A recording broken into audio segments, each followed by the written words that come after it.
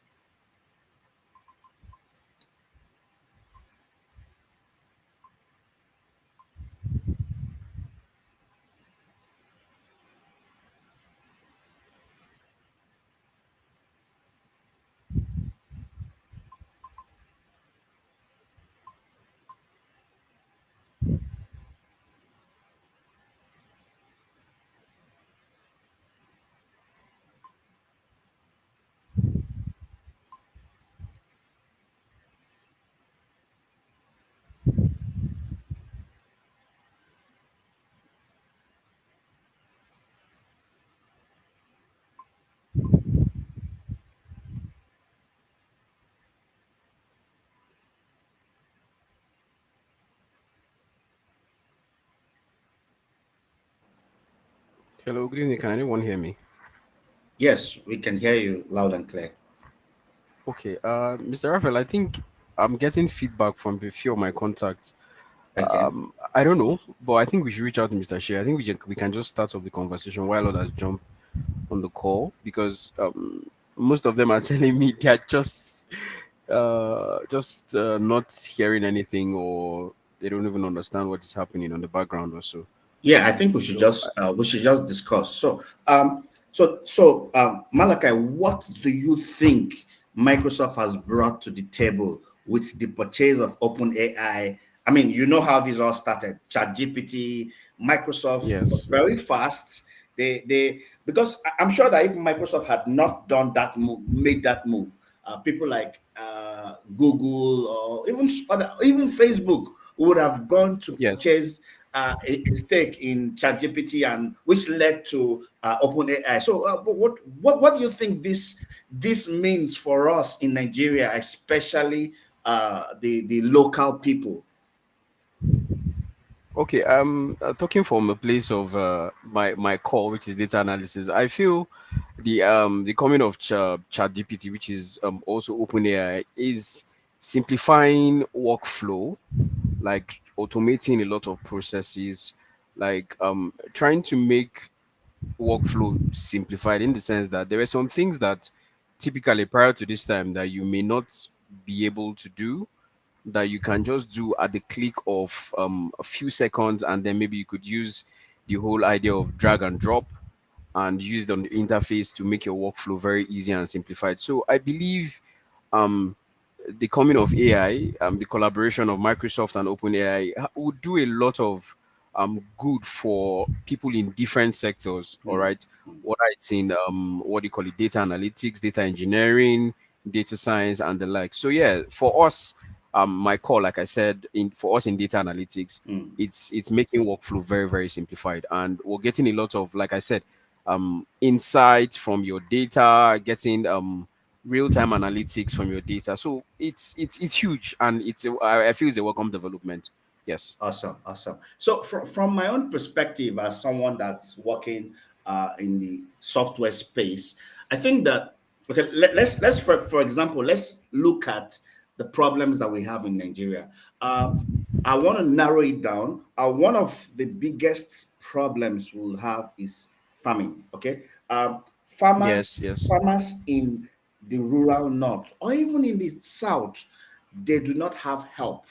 Okay, our farmers don't have help. Okay, so the help I'm referring to in this context will be agric extension help. Okay, so Yes. Yes. Yes. in the US you have like to every farmer, to every three farmer, you have like one agric extension officer assessing, True. being helping them in case they have issues. But here in Nigeria, you have like for every 5,000 farmers to one.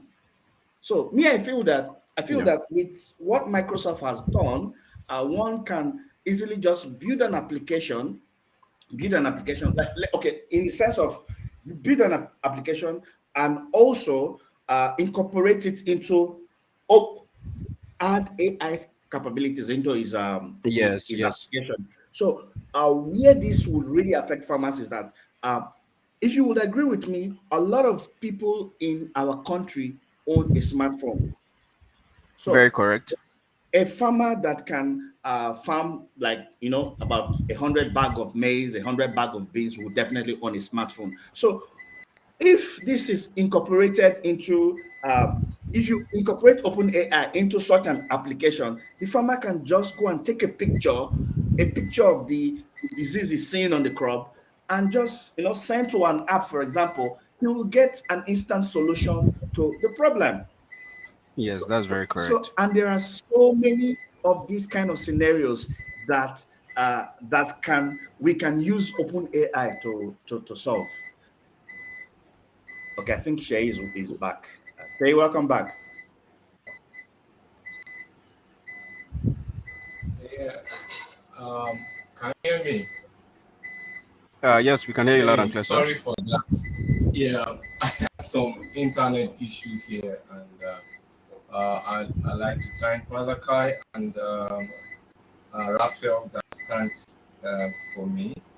And again, we welcome you all to the Grassroot event, where we want to look at some discussions, some presentation that was made online during build, and we are trying to look at the advantage, disadvantage, and how we can apply this open air. And as Raphael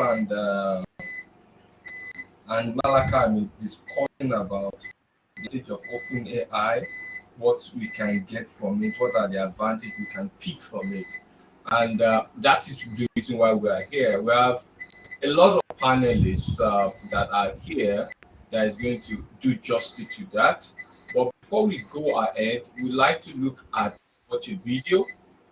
The video will tell us some of the build presentation that actually showcase how we can actually tap into the advantage of OpenAI.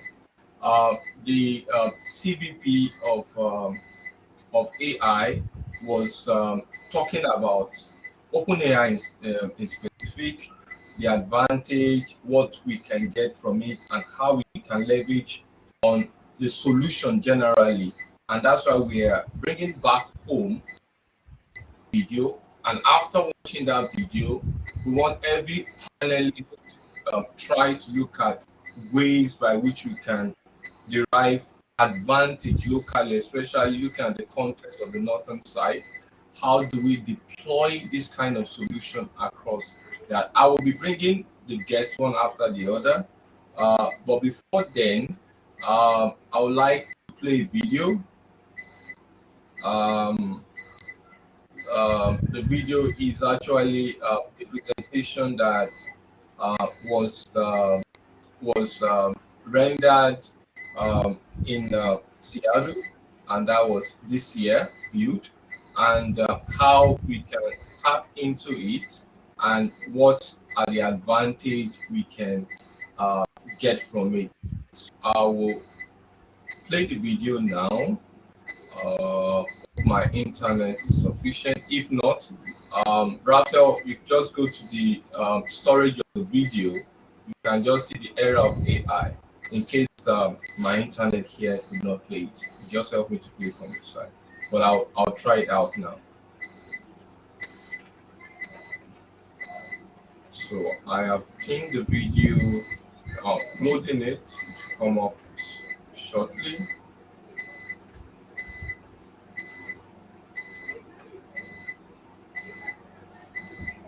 I think my internet is still having that issue. Raphael, can you help me from your side? The video is in the once you click on the plus sign, the video storage. Just play it. Sure. I can't see it. I'm not seeing it. Error. Colin, do you Error want of to try? AI I mean,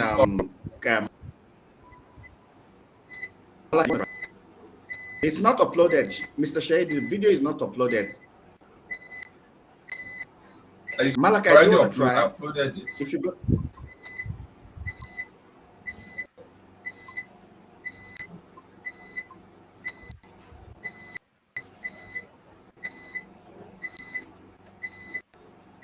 I'll try it again.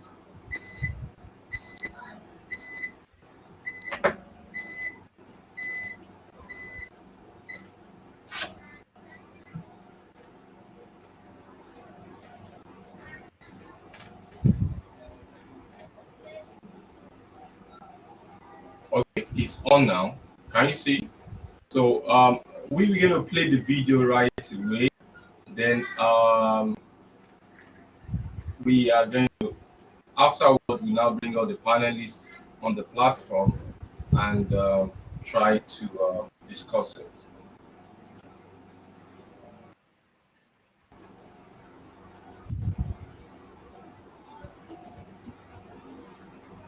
So sorry for the internet. It's starting up today.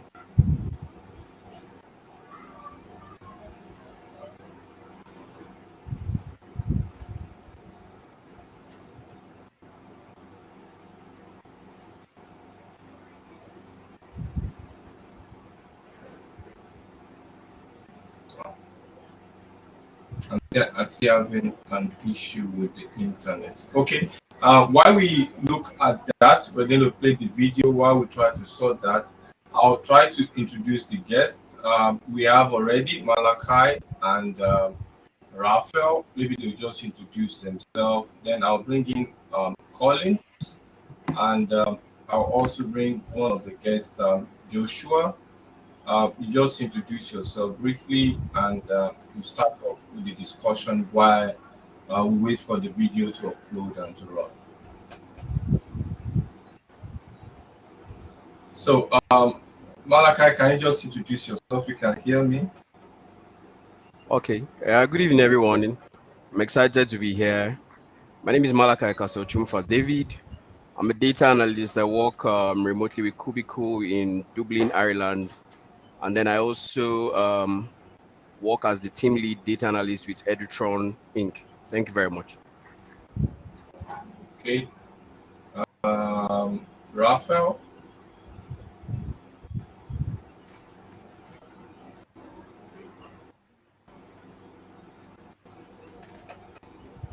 Can Raphael hear me?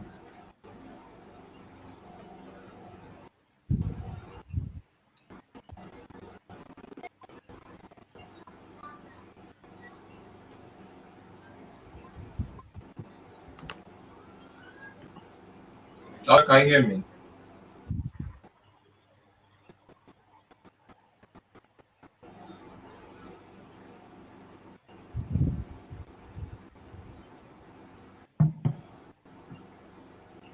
Raphael, can you hear me?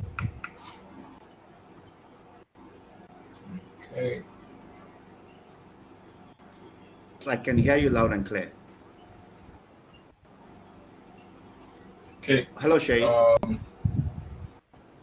Yeah, can you hear me? Okay, so I think my internet is breaking. If it's a fell, my name is Ra. Can you just quickly introduce Hello? yourself? I can hear you. Okay, so if it's to introduce myself, my name is Raphael Gabmomo. So my name is Raphael Gabmomo. I'm a cloud engineer. I have over 6-7 years of experience in this space, and I'm excited to be a part of this. Thank you. Okay.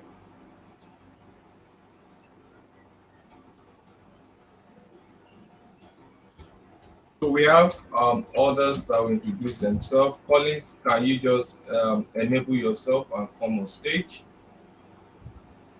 I think we have other people. Joshua can also enable themselves and come on stage. We have Tabitha also on stage, and we have uh, Nepoj. You can also enable yourself and just be on stage.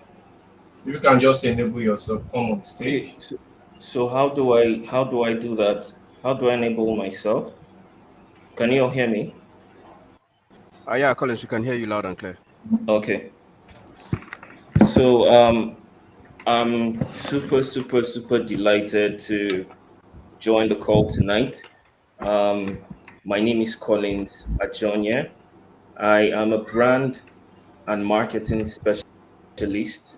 I run a digital marketing agency out of here in Abuja. And I'm super passionate about AI and all the possibilities that it is bringing to our new world.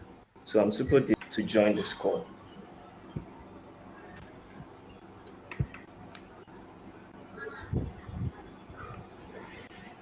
Okay.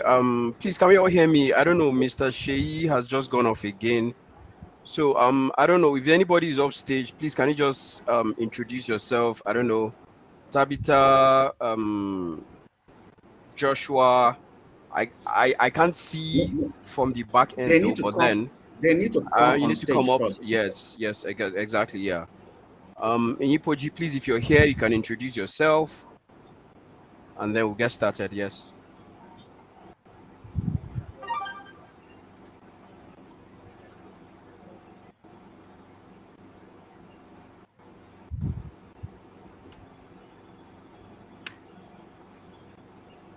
Okay.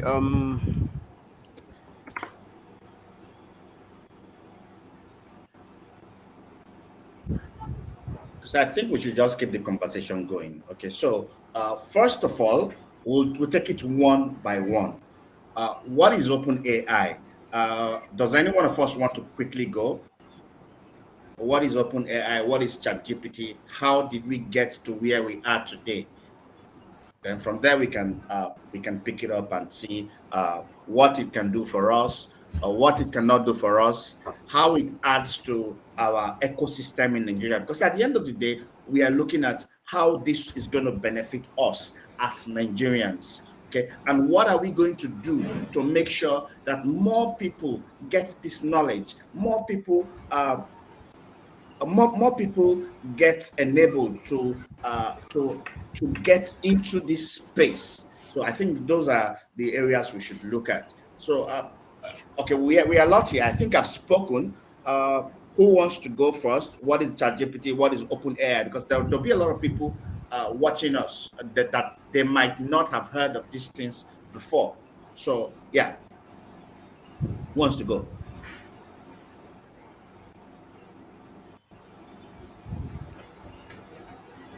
Collins, you want to go ahead? All right. Once again, I'm glad to be here. So the concept of open AI has, been one that has really, really taken the world by storm. As a matter of fact, I tell people that AI has actually come mainstream. AI has actually come mainstream as a result of, open AI, because the concept of AI has been in existence, I think, since 1955. That's about 68 years ago. So you can imagine, as far back as then, conversations have been going on about AI. We've been hearing about AI, but it has always been this really this subject that nobody really understands or want to touch.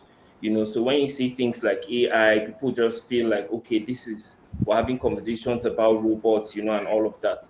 But the beauty of it is AI is now mainstream, and OpenAI has literally made that possible. So we have the ability for businesses to actually plug in AI to improve their output. We have abilities where I'll tell a very interesting story. I was doing some research, I think last week, and some some rangers in South Africa, are currently using AI to combat poachers. So what are poachers? Poachers are some radical group of people that hunt down elephants. Literally, they hunt down elephants and take out their tusk, um, you know, brutally, to just sell these stocks and export this tusk, So I think Paul Allen put together this software called X Ranger. So that software basically aids these rangers in South Africa to be able to detect movement in the bushes and raise alarm for the rangers to actually intercept, or basically prevent these poachers from harming these animals. So that's just one of the use cases. Coming down to Nigeria, we can begin to think about how we can apply AI in reducing the insurgency, how we can apply AI using facial recognition to actually know people that are basically Nigerian indigents. We've had lots of cases where people from other countries come into Nigeria, cause serious havoc, and leave. So there are a lot of cases where AI could actually be applied. Um, OpenAI is basically making it easier and more approachable for the common man, and that's the beauty of this entire conversation. Thank you very much, So I'll just leave Collins. it there, not to take so much of Yes, the yes, time, yes. to just pass it on to maybe Malachi to probably just chip in a little uh, about it. Okay. Thank you very much, Mr. Collins. Okay, so for me, I would always tilt it towards my own specialty. Now, I've been into trainings for a little while, and I know that typically when you're doing a data analytic project, you know, from bringing in data into your tool to cleaning your data and then modeling your data and then writing DAX. Now, one of the things I noticed from a few years into trainings is that most people do not necessarily get comfortable when we get into DAX. And why is that? DAX is simply coding. But then, the beauty of it is that with the advent of open AI at the moment, which is transitioning into the co-pilot and things like that, now co-pilot can help you write DAX using generative AI. That's Codex, which is your natural language.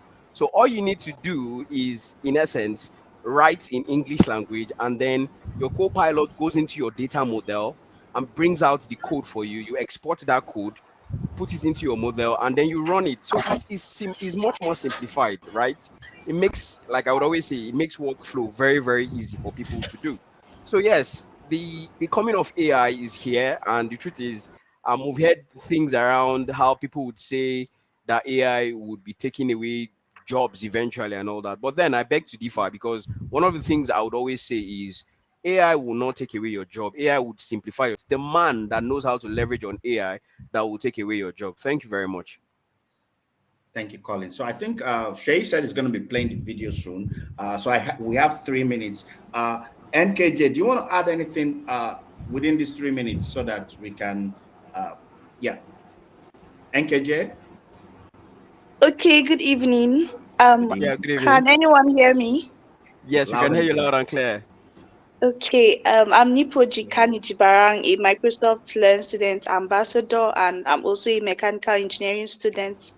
So yeah, AI has really brought a lot of joy to my life, honestly, because as Malachi said, it has simplified a lot of things, and it's someone who can leverage on AI that would actually take the other person's job. Like I've had a lot of tasks that I have to maybe write on, and like my brain may not be thinking at that time, but I could like quickly just go to ChatGPT and then get an idea and build on it. So yeah, it gives you room to actually be more creative and then to also build on it. It says GPT is generative pre-trained transformer. So it was Transformers. already trained. So other people actually trained it. It's not all the information in the world that it has. It's not up to a human's capacity, but as a human, you can actually leverage on it to make your work easier. So I think like AI has made life very, very easy personally for me. I can juggle school and other things. And yeah, basically it's just amazing and I love the whole idea. Yeah, so that's all I have to say. Thank you.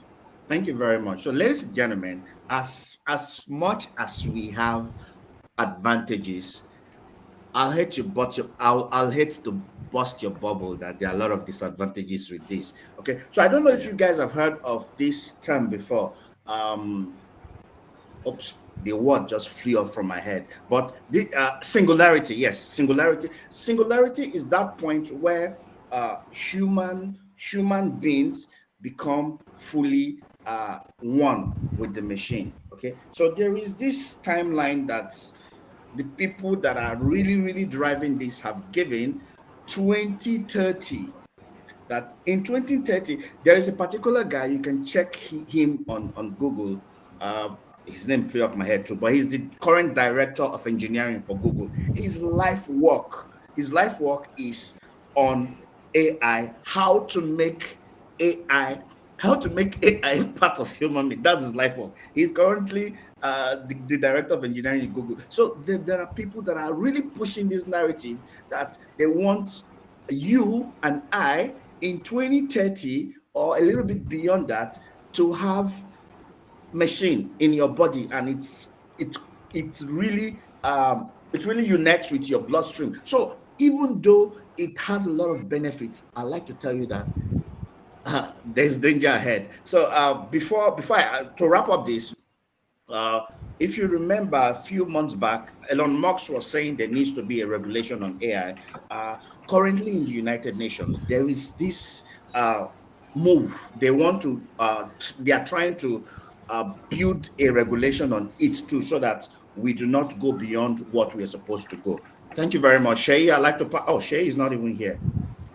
Oops. Okay. So Shay said he was going to play the video at yeah. So okay, let the conversation continue. So me, I feel that even though that it has a lot of benefit for us, there might be dangers ahead, because at the end of the day, some of these companies are all about profit. Okay. Um, if you look at there's this other thing that Elon Musk is doing. The name flew off my head. I don't know why. There's this Neuralink. Yes, Neuralink. A Neuralink is as small as a chip. Okay, and you put it in your. I think that in the next 20 years, okay, if they go the way they are going, people might not even need to go to school anymore. So there will be the whole this new world other thing that they are saying, everything will then there will need to be a rethink about the way we are all doing things, because it would be unfair for me and you to have we're going to university, for example, and we have about 500 students in that same university Yeah. with chips in their head. They can connect to the internet and they know everything, and we are using now. So with time, with time, everything would turn nasty if regulation is not placed on this. So okay, that is that. So I'd like to pass the baton again to Collins. Collins, how do you think even though we say that there are negative aspects, okay, it's good for us to jump on it, to know, because the truth about it is, if you know that a gun is going to kill you and you do not know everything about that gun, it's still bad for you, because you will have people to come and oppress you. That was why colonial masters came and they were giving our people, ancestors, mirrors. You understand what I'm saying? So even though it's dangerous, we still need to get on this. How do you think we can take our people from the young age through university on how to get this knowledge about AI? All right, thank Collins. you very much. Thank you very much, Mr. Raphael. Personally, I feel like this is another opportunity for we as Africans to really, really be on the front role, you know, for this new technology. And the truth is, AI is buzzing right now, but in a few years' time, it won't be buzzing again. It's just like in 1990, I think 1999, when the internet was a big deal. I mean, if you talk to somebody about the internet now, Yeah. it doesn't even sound like a big deal anymore. So I believe that's the same way that AI is going to become, a normal thing, and is going to create huge opportunities, lots and lots of opportunities. The same way that the internet has made millionaires and billionaires, I believe that AI and machine learning, even now that it has become mainstream, is going to create a huge opportunity for a lot of people. And it's very important that we as Africans, we actually begin to create niche ideas that are centered around the challenges we face in Africa. It doesn't make sense that we're always in quotes late to the party, in some of these technologies, and we have most of the brightest people on earth, on earth entirely. So I think these conversations need to begin to happen around schools, universities, because the only place I see these things happening now is in maybe summer schools, summer classes. It's still like a niche idea where children are being exposed to coding and the likes. But now that AI is mainstream, I believe if there's a bit of adaptation, in tertiary institutions, bringing them closer to the technology, making them see that this thing is not too far, it's not too ambiguous, it's something that could easily be adopted, we'll begin to see plethora of ideas, plethora of innovation, begin to be born. When people adopt, people accept, people understand, it creates this opportunity to be innovative, So, and speaking about the downside of AI, um, I believe the regulations will help. And just like the internet, when the internet boom started, there were a lot of it had a lot of backlash. A lot of people felt like it was going to bring doom, and all of that. Um, I believe that the goal of AI is simply to make life easier, make processes more efficient.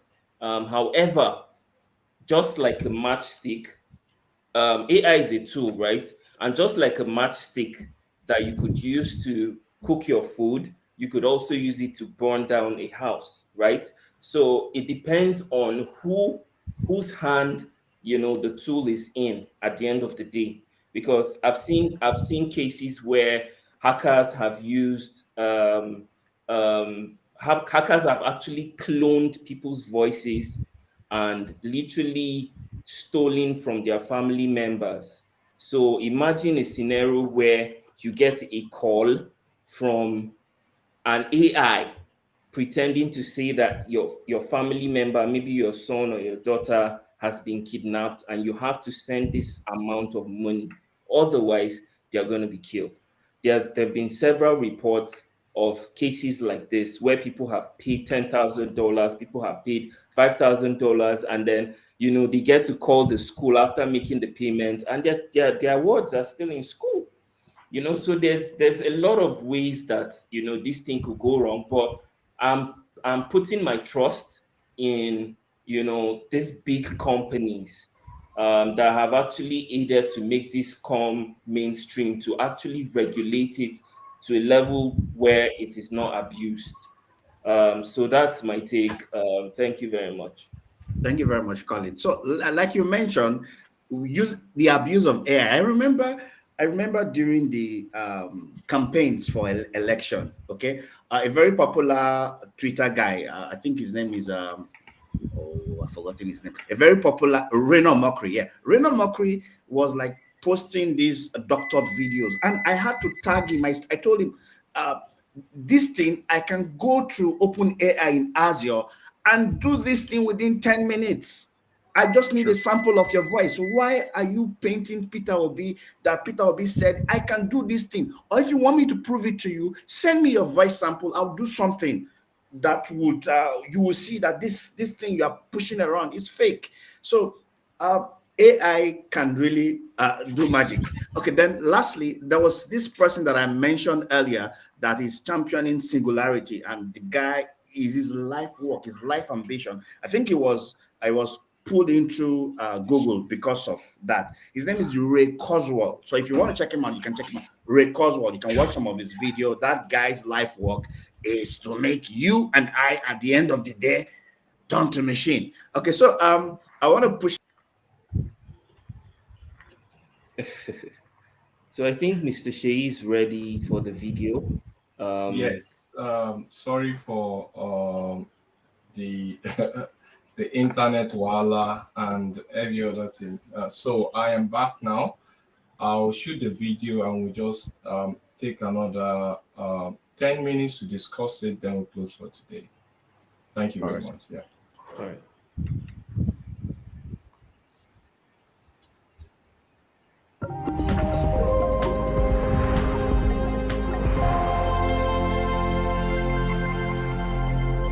Please welcome Chief Technology Officer and Executive Vice President of AI, Kevin Scott.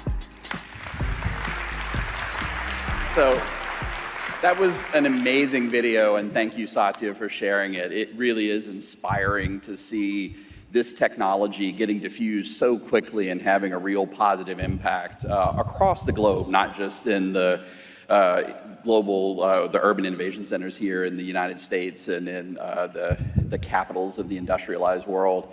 So I'm so excited and happy to be with you all here today in person at Build after a 4-year hiatus. And I guess it goes without saying that a lot has changed in the world of technology over these past 4 years. One of the biggest changes, and it's the theme of this conference, is what has happened in the world of AI just even in the past year, and what that means for you all as developers.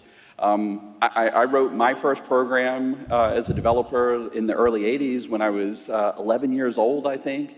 And I remember what a thrilling moment that was, like being able to do something for the first time that I didn't even realize was possible. And I've been chasing that feeling my entire career, like trying to find those moments where something impossible became possible, and then as a developer, figuring out how I could participate in that change.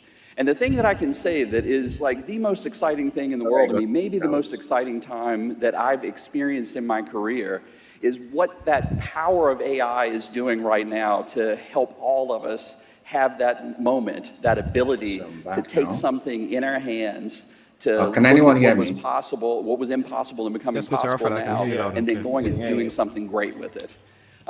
So I'm going to spend my next half Yeah, I think hour or so chatting the conversations with you all we were about having were some of we those were talking about technological themes that AI are and driving advantages. all So of this I great think progress we in AI well that we're talked, seeing. and before I left, I So was saying, we're going to start with already maybe the video. obvious thing. okay, So okay, playing video. Okay, there's good. an Yeah. incredible amount of attention being paid right now to what's happening with the rapid progress with these AI models, these foundation models that we're calling them now.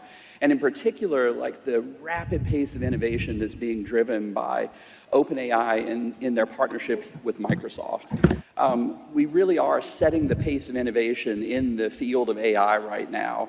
And I think even for us, it's been surprising to see how much of the zeitgeist is being captured by things like ChatGPT and applications that people are building on top of these large foundation models. The reason that this partnership between OpenAI and Microsoft has been so successful is that we really do have an end-to-end platform for building AI applications. We built the world's most powerful supercomputers. We have the world's most capable foundation models, either hosted that we built ourselves and make available to you all via API, or open source, which run great on Azure. We also have the world's best AI developer infrastructure. So whether that is using these super powerful computers to train your models from scratch, or to build these applications that we're going to be talking about at Build this year on top of that infrastructure, like we have that end-to-end platform. And you're going to hear a ton about it today and tomorrow. Scott's keynote is right after mine. Like he's going to dive into detail on a bunch of this stuff, and then the breakout sessions are going to be amazing and like equip you all with the information that you need to go do some pretty awesome stuff. So, this end-to-end platform starts with Azure.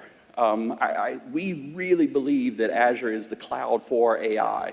And it's not just the amazing, technically complicated and brilliant work that our partners OpenAI have done on top of all of this infrastructure, but it's things that the teams at Microsoft are doing to build our Copilot applications and our own advanced AI models.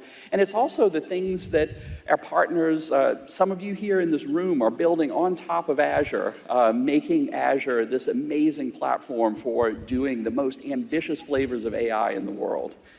But it's not just Azure. Windows, we believe, is the best client for AI development. And you're going to see a bunch of that today, and Panos is going to dive into it pretty deeply tomorrow. So Satya showed the Windows Copilot, which is going to be an amazing part of your productivity story. Like GitHub Copilot works great on Windows, but increasingly what you're going to see is the ability to run these powerful AI models on your Windows PC so that you can develop these true hybrid AI applications that span the edge all the way to the cloud. And it's just a really, really exciting thing. But what I'm going to spend most of my talk discussing with you all is this idea of the Copilot. Satya's already referenced a whole bunch of the Copilots we've launched. Like as he said, it's almost as if We woke up on January the 1st and decided to do a whole bunch of press releases, but it's really been years of work where we have built a platform for building co-pilots that has enabled us to do these amazing releases that we've been doing, and we are sharing with you all today some of those patterns that have helped us build co-pilots and showing you and opening up our platform so that you can build co-pilots of your own. And so just to start with, like a co-pilot, simply said, is an application that uses modern AI that has a conversational interface that assists you with cognitive tasks.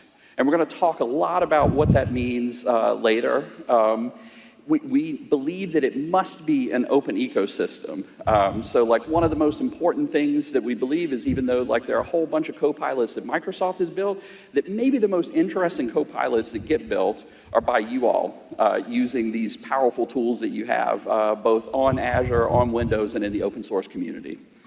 So, you know, as we start talking about this, I would love to bring to stage Greg Brockman, the president and co-founder of OpenAI, to talk about his experiences building GPT-4, like this powerful model that's powering a bunch of these co-pilots, and about ChatGPT, which maybe is the most interesting co-pilot in the world right now.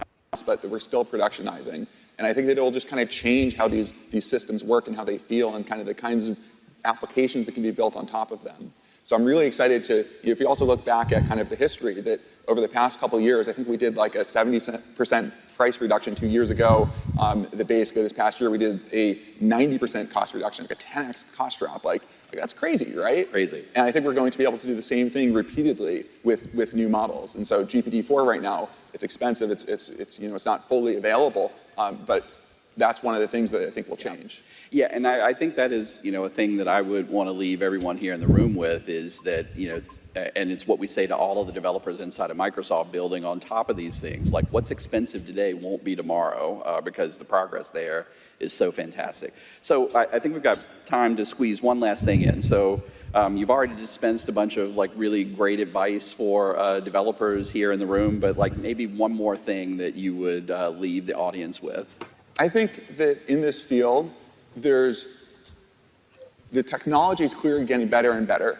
But the thing that I think every developer can do that is hard for us and even Microsoft at Microsoft scale to do is to really go into specific domains and figure out how to make this technology work there. So I really love companies that are in the legal domain and really getting expertise and talking to lots of lawyers and understanding what their pain points are with this technology. And so I think that there's a huge amount of value to be added by the efforts of everyone. I think that's awesome. Like you heard it from Greg. You all are the ones who are going to make AI great. So thank you so much, Greg, for being with us here today. Thank you for all you're doing. Thank you very much. मैं एक किसान हूँ अपने ही गांव में हमारी ज़मीन है 2 एकड़ उसमें ही हम खेती उगाते हैं रबी की और खरीफ की दोनों फसलें उगाते हैं जिसमें गेहूँ है ज्वार है बाजरा है तिल्ली है सरसों है बट यहाँ मेवात में अंदर बहुत से गांवों में न्यूज़पेपर नहीं पहुँच पाते हैं ये सरकारी स्कीमें पहुँचती हैं लेकिन ग्रामीण इलाकों में लोग योजनाओं की स्कीम पहुँच भी नहीं पाती है These are all communities living in media dark areas, which means that penetration of traditional media like television and radio is very sparse. There's also literacy challenges, so things like newspapers have a very low access in these areas. In India, we have 22 constitutionally recognized languages, but apart from that, we have more than 100, almost 120 languages. Being able to provide justice to each and every citizen in their own language, it's a challenge, but it's also an opportunity. Jugalbandi is a chatbot that we built to solve 2 problems. One is this linguistic divide and the technological divide. We collected millions of parallel sentences for machine translation. We collected thousands of hours of data for speech recognition. And then we built state-of-the-art models on top of it using Bhashini speech recognition models and Azure's OpenAI. So these capabilities allows us to understand language, transcribe it, translate it, and also synthesize it back in the form of speech.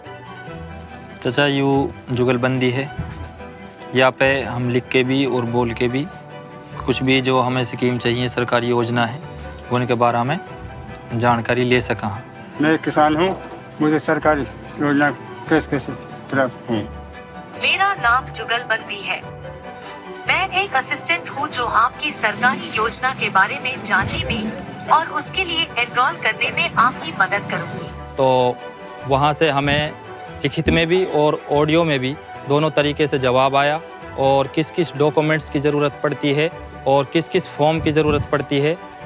The Ministry of Electronics and IT in the country has been working on this for the last 5 years now. And when ChatGPT was launched, that was really the catalyst for us being able to bring these pieces together.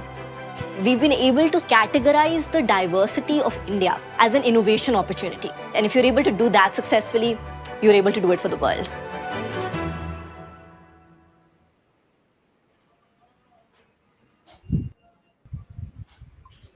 Yeah, Raphael, that is a story from India and all the others in the panel. So I leave the stage for Raphael to coordinate this. How do we impact in northern Nigeria? Looking at what happened in India, is it possible for us to apply the same knowledge that we have with OpenAI and improve a lot in India, or what do you guys feel?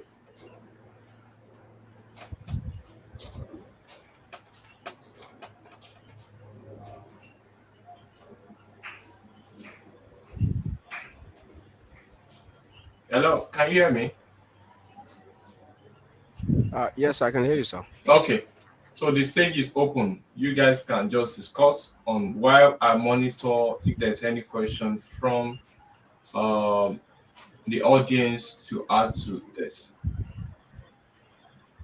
I'll also drop the video Okay, from build and on the video we just showcased there, the two video. I'll drop it on the chat for any other person that want to watch it on their own. Yeah, go ahead. All right. Good evening once again. I'm glad to be here. Yeah, about the adoption in northern Nigeria, I think personally one of the things that is core is in the area of enlightenment and adoption, because yes, I think we need to, if at all we want this technology or this tool to be embraced, right?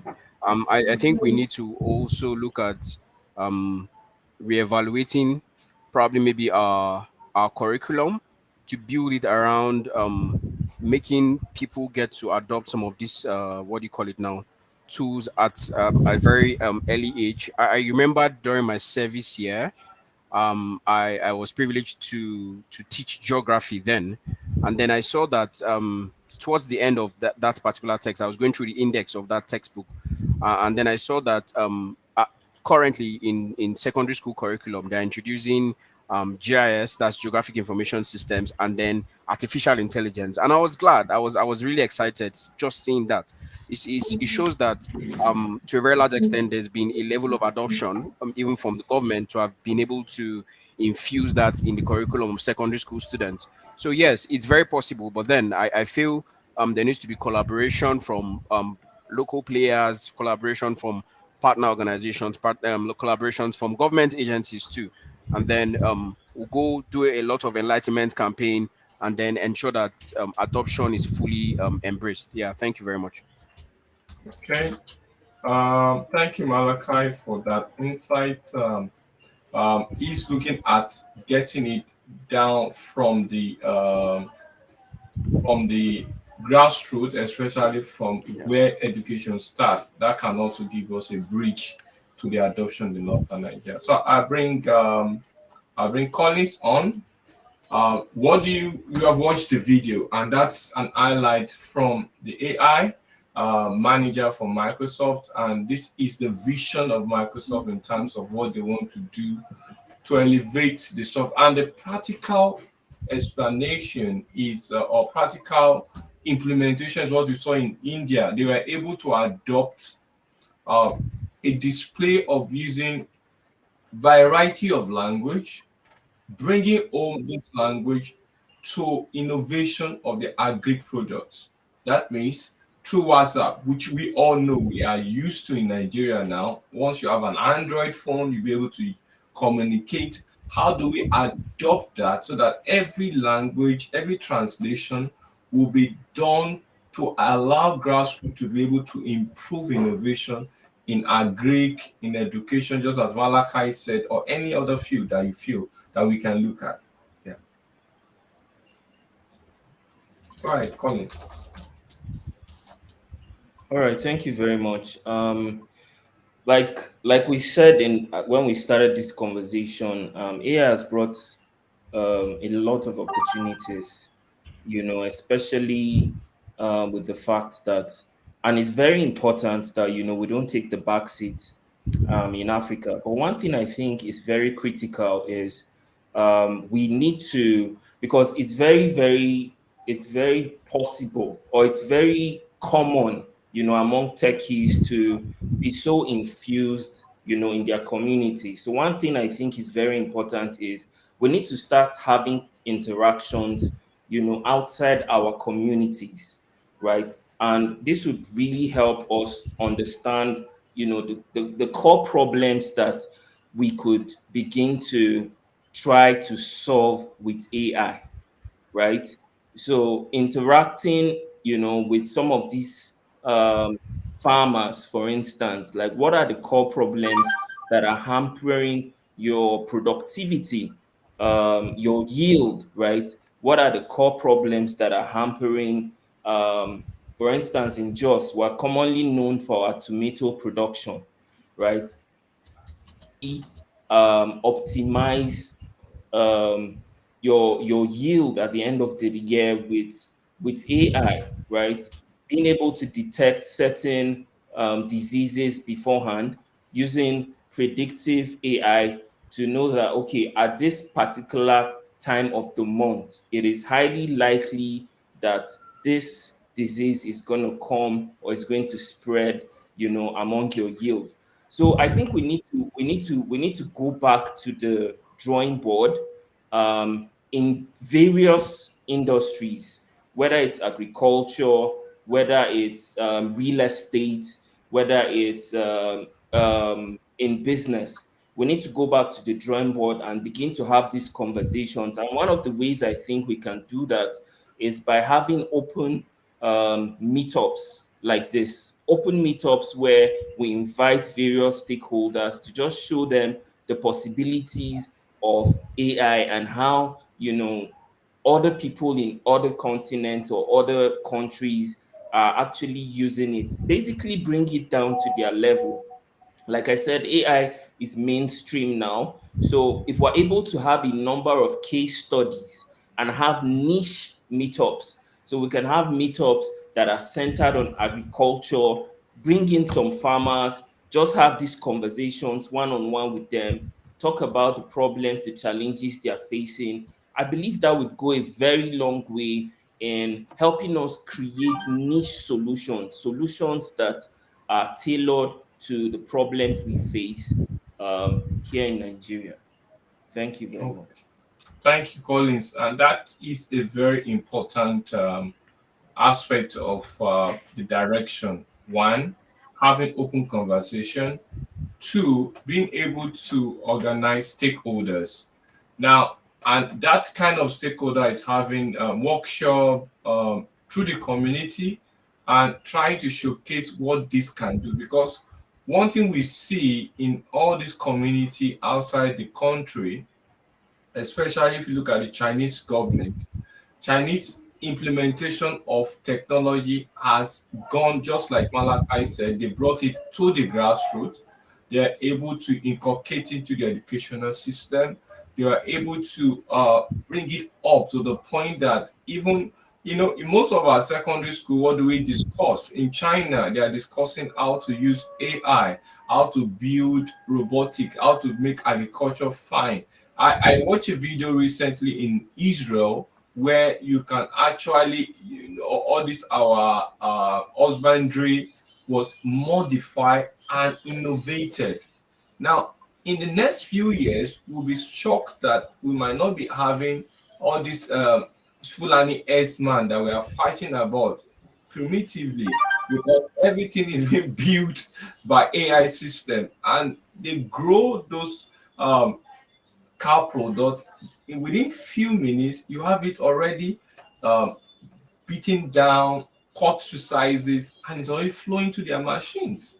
And this is where we are, and we must do something. And as Colin said, an open discussion to the Northern Channel, having such conversation like this, bringing experts, bringing stakeholders to come and see this and be able to ensure that we pilot. So, Raphael, we know we are taking our time has gone beyond because of the network challenges.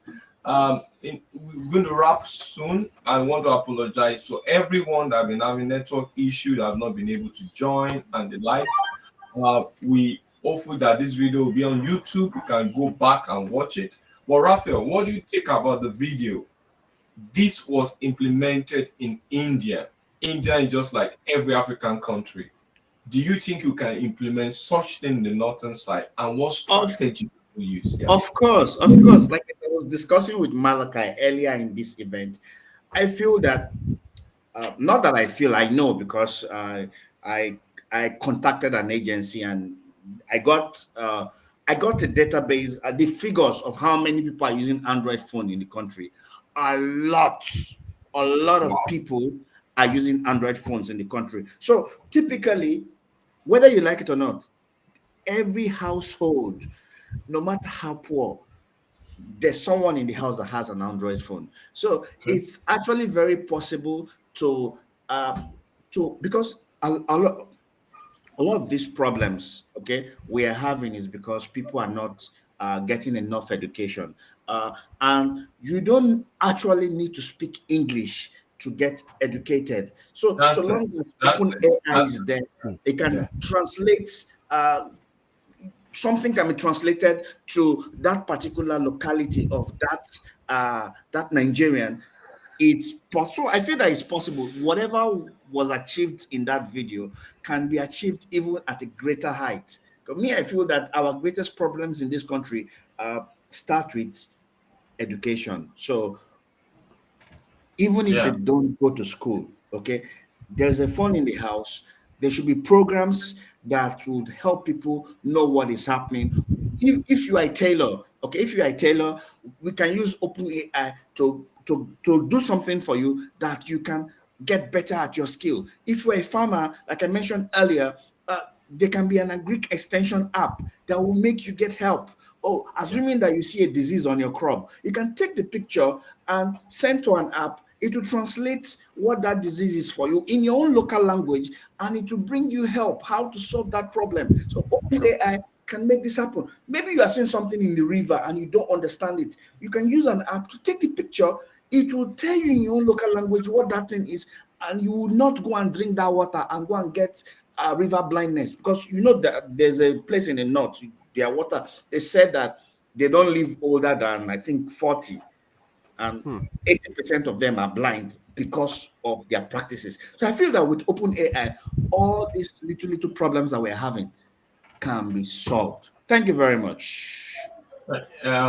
Thank you, Raphael. And that is very, very, very possible. We can have this. I quickly, in the next few minutes before we round up, I want to bring in each of you to just give us shortly. One thing I heard Raphael mention is that education. You know, we have been one thing about our mindset in this part of the world is that we streamline our achievement through educational system.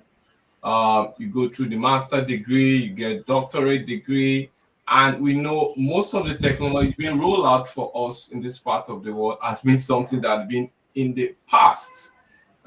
It's new innovation. We can only find them in private university now, and some other universities that are very, very exposed, like Unilag, some other UniJOS, I think, and some other universities that are constantly getting innovation from external bodies. But some are still rolling out the same curriculum every year. So going to PhD, you are doing the same thing without innovation. Now, is education really important in this era? Because we can see that irrespective of your language, your level, technology can transport and transfer the technology to the simplest bearable point by which you can understand it. That means someone that is constantly using a crude way to make farm can improve if you know there is a crop you can get from this from the local government that can bring forth more yield than using its conservative way. So how do we tie in changing the concept of education and bringing technology to the barest minimum in the era of AI? Okay, yeah. So for me, basically, I would. First question is education still important? Yes, for me personally, I think yes, because I want to look at it from the angle of even if we're to look at this from, let's say, like Mr. Raphael said, if we have an app that translates things in our local dialect, I think you still need to be somewhat educated to be able to still read your local dialect and understand and be able to comprehend what was translated to you. Yes, so I feel yes, education is still very important. But then I think the problem is in this part of the world is over dependence. Let me put it that way on just education alone. When I talk about education, I'm talking about people going to the four walls of a university, like we rightly said, and then coming out. So we're saying beyond education, be able to still balance this with in-demand skills and trends that is in vogue now, right? I did geography, but then currently I've tilted not necessarily away, but then I'm just saying for some of us it's not what really we studied in school that we're practicing at the moment and things like that. So yes, Alvin Toffler said something. He said, and the 21st century illiterate is not a man that cannot read and write, but the 21st century illiterate is the man that cannot learn, relearn, and unlearn. So I'll stop here. Thank you very much. Okay, thank you. In the next 3 minutes, we'll be going offset. Just Collins. Now, how do we bring? Because we know that from statistics, majority of I don't know whether it's correct. The in terms of education and the number of educated people, we found we have more number of people that are uneducated in the northern side of Nigeria. Now, technology is bringing us to a point that education really is not really the guarantee, but you can actually still achieve more things without going to the formal.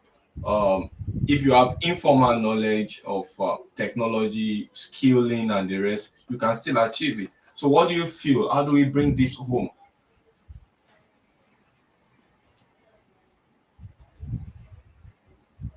Are you muted? All right. Yeah. Thank you very much. Yeah, and it's no news that the majority of uneducated people are actually in the north. Um, and the truth is, it has been this way for a very long time. So it's going to actually take a lot of work, intentional work, to actually begin to change the narrative. Thankfully, the fact that the North has the mass majority of uneducated people, um, gladly the reception to new tech is the receptiveness to new tech is really really high. So the basic thing that is lacking in the North is exposure.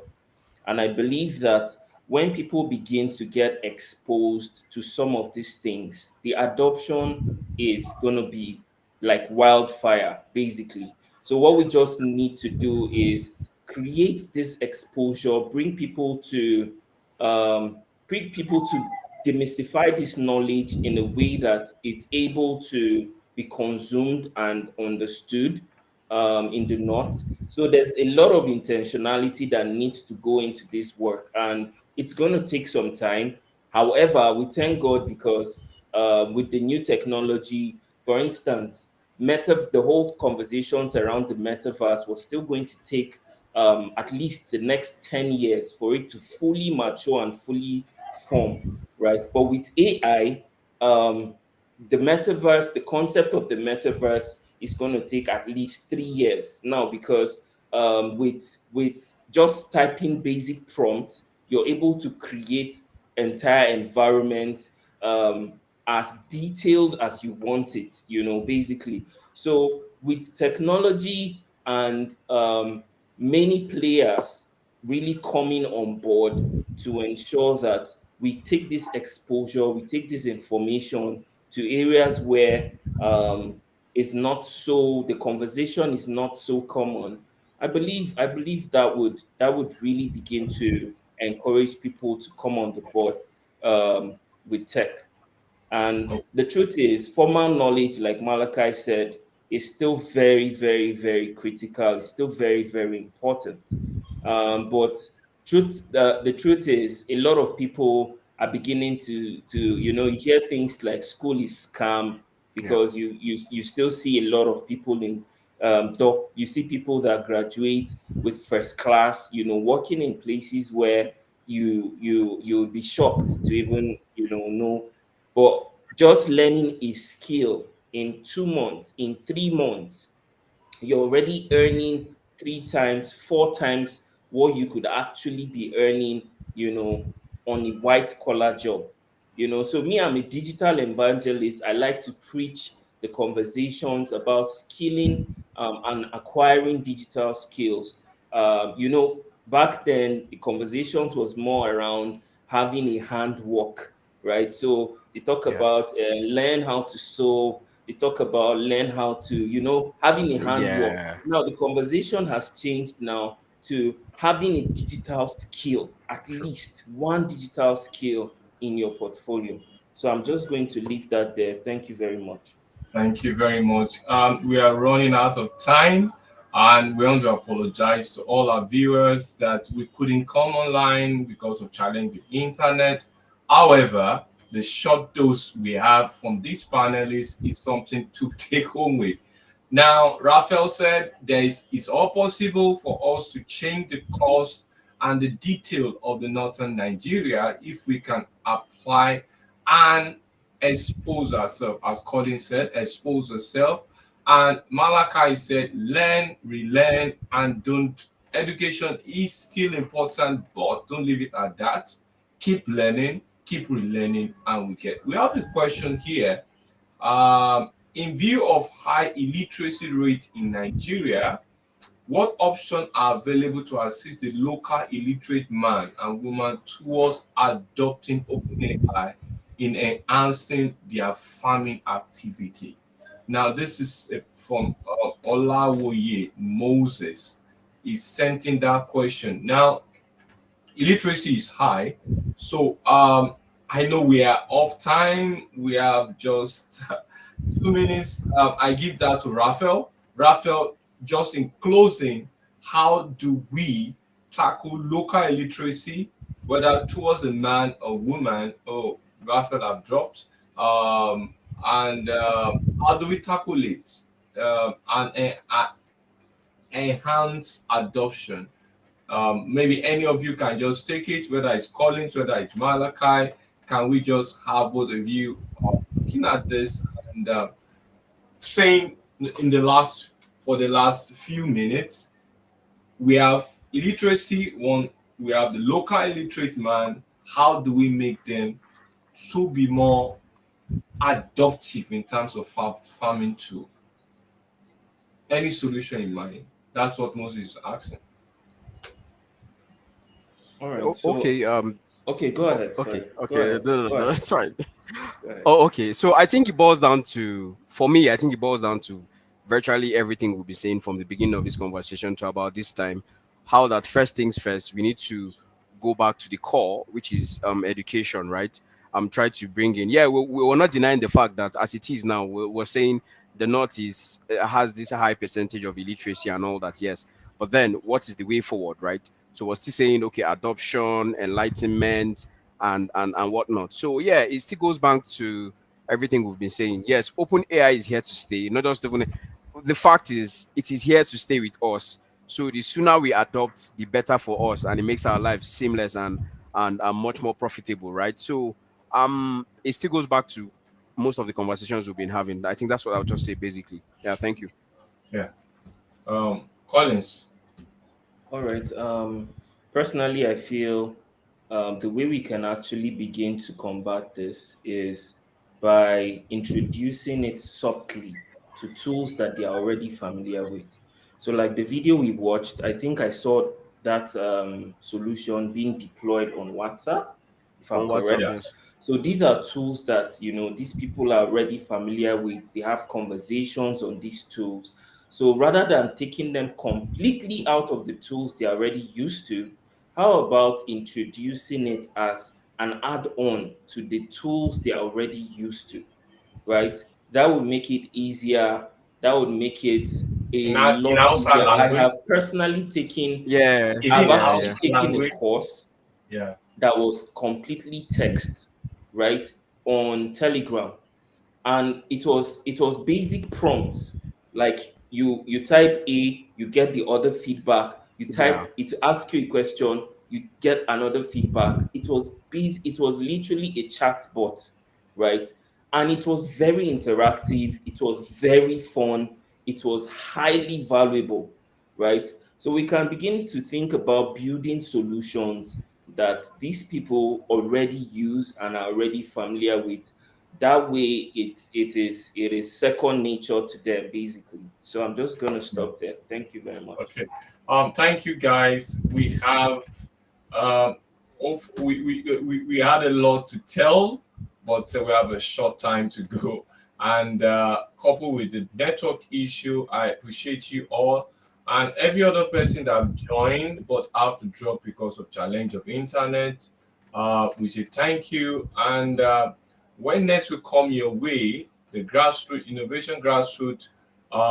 We'll be working also closely with the Northern community, and we want to see how, as you said, we learn and learn, open conversation, creating avenue for people to know this technology, and we know this community will do more and we achieve more. So thank you, everyone. I think Olawi, I just add a clap for you guys for your answer, and that's great that we're able to meet to that. And this is the question. So we'll see you next time when we come your way. Bye bye, and have a blessed All right. day. Thank you, everyone. Thank you, everyone. Have a great evening then. All right, goodbye. Thank you.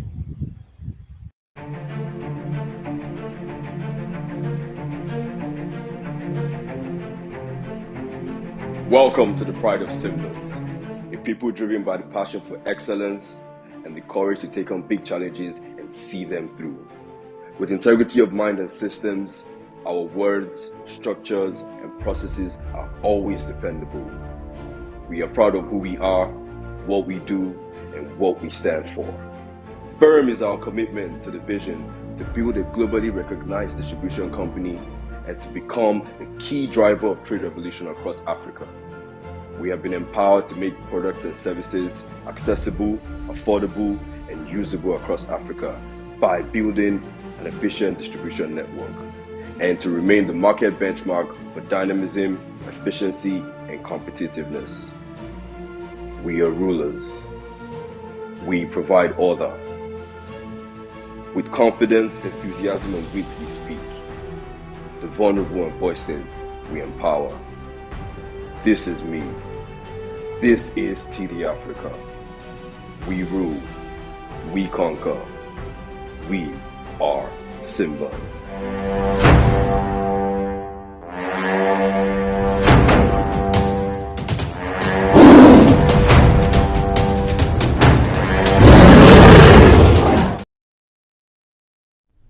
For over 7 years, Macintosh Consulting has been empowering individuals, organizations, and government parastatals in information technology, business management, leadership development, and finance. Through our end-to-end training services, we help our clients achieve notable landmarks with our long-standing valued affiliate relationships with Microsoft, EC Council, CompTIA, PECB, Cisco, and AWS. Macintosh Consulting offers training and certifications in diverse areas like Network Plus, cybersecurity, cloud computing, project management, Agile Scrum, soft skills, amongst many others, with guaranteed to run classes, virtual classes, on-site classes, online classes, and customized classes. Macintosh Consulting enhances career development, promotes relevance, and ensures quality delivery. Macintosh Consulting is located in Nigeria, Kenya, and United Kingdom. Visit www.macintosh.com or call 090-381-38550 or 081-409-84158. You can also visit us at 24 Bama Chili Street off Allen Avenue, Ikeja, Lagos.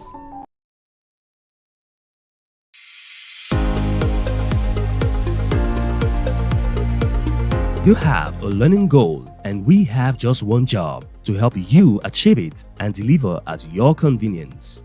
Learning right starts with us at Ashem Academy. We are a learning institute in partnership with professional industry bodies like Microsoft, PECB, Pearson VUE, and PSI, delivering quality training, ensuring your certification path in respective industries. Ashem Academy has training specialists with extensive consulting experience as well as the expertise to address your specific needs and preferences. Our goal is to deliver training that maximizes return on people and infrastructure investments. We define success as having the right resources to skill you up to help you meet your desired goals. Our job at Ashem Academy is to empower you to be successful at every stage of the learning journey, from training to certification to establishing professional credibility. As a certified learning partner and authorized testing center, our facility has proven to be one of the best in the country as we get to reach the needs of all ages, young, middle-aged, and those in the advancing years, making learning simple and affordable. We care about your skill development, and without breaking the bank, we present you with great opportunities to showcase your competency and expertise in your area of specialty, aiding career advancement or personal goals tracking. Let's help you bridge that learning gap. All you have to do is take the next step to enroll in our courses today with prices that are easy on your wallets. Request access to our training calendar by emailing training@ashem.com, and you can also get the most of your learning investments by checking out our promotional offers here. offers.ashem.com/ms learning. You can call 0704-636-7151 or call 0704-576-9927. You can visit our head office at number 9 Ibikunle Street off Abad Macaulay Way, Yaba, Lagos State.